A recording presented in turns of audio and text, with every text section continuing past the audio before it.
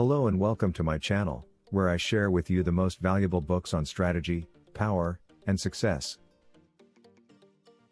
Today, I'm going to talk about one of the most influential and controversial books of our time, The 48 Laws of Power by Robert Greene. The 48 Laws of Power is a book that reveals the secrets of how to gain, maintain, and defend power in any situation. It draws on examples from history, literature, politics and business to illustrate the timeless principles of power that have been used by rulers, generals, artists and con artists throughout history.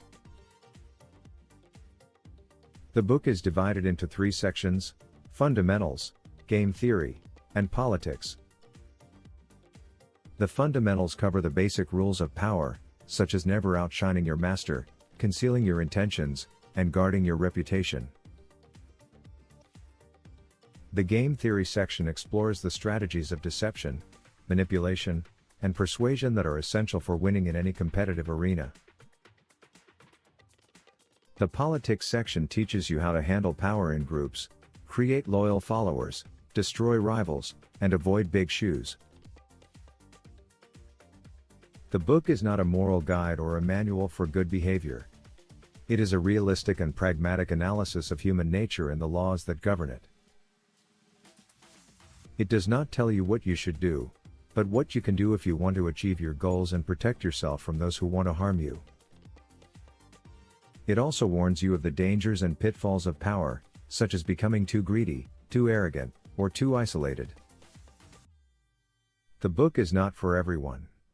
Some people may find it cynical, ruthless, or immoral. Some people may disagree with some of the laws or the examples used to illustrate them. Some people may prefer to follow a different path or a higher purpose than power. But whether you love it or hate it, you cannot ignore it. The 48 Laws of Power is a book that will challenge you, enlighten you, and empower you. And now let me give you some examples from the book itself. Law 1, Never outshine the master. This law warns you not to make your superiors feel insecure by showing off your talents or achievements too much. For example, in 17th century France, Nicolas Fouquet was the finance minister under King Louis XIV. He was very wealthy and influential, decided to throw a lavish party at his palace to impress the king. However, his party was so extravagant that it made the king feel jealous and threatened by Fouquet's display of power.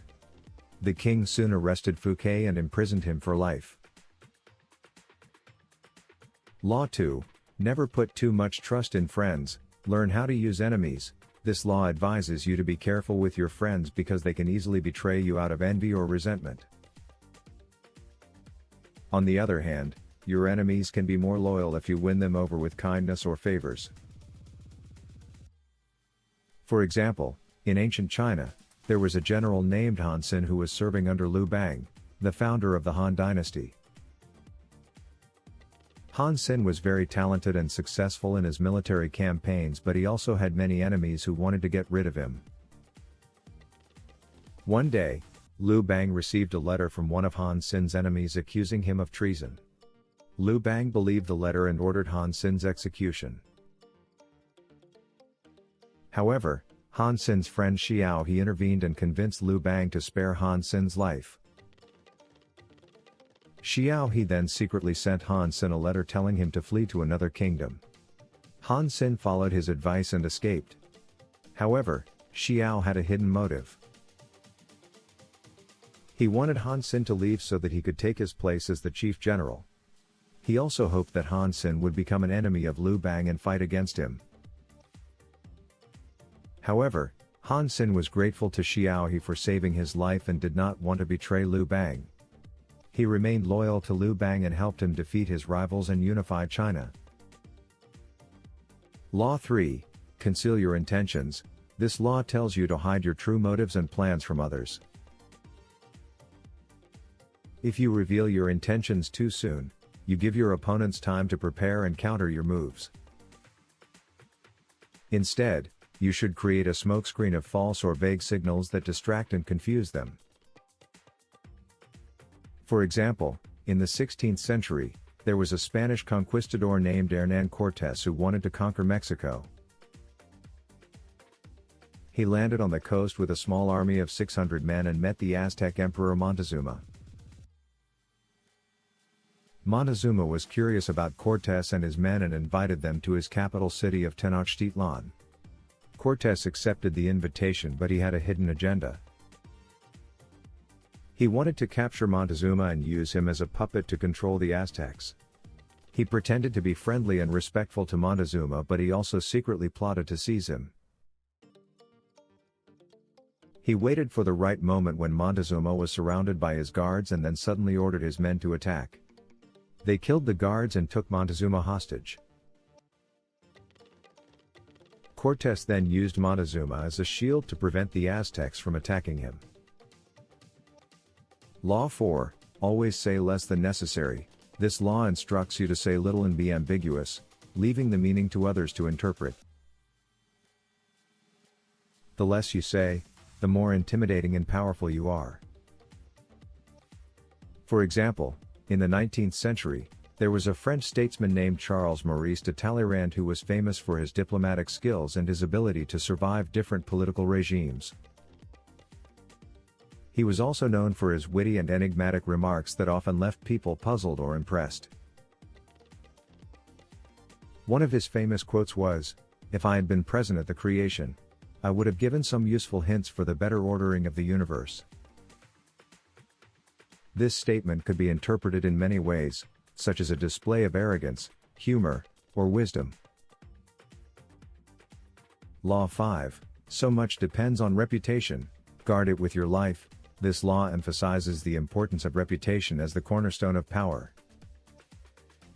With a strong reputation, you can influence and intimidate others. You should also destroy your enemies by attacking their reputations.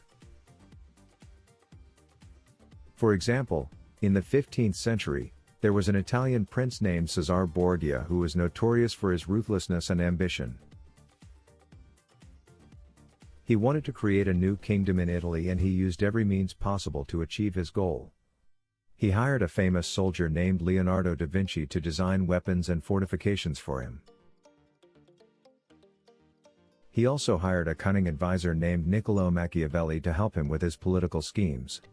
He eliminated his rivals by either bribing them, assassinating them, or ruining their reputation. He spread rumors and lies about them, such as accusing them of treason, adultery, or incompetence. He also staged public executions and massacres to terrify his enemies and demonstrate his power. These are just some of the examples from the book that show you how to apply the 48 laws of power in real-life situations.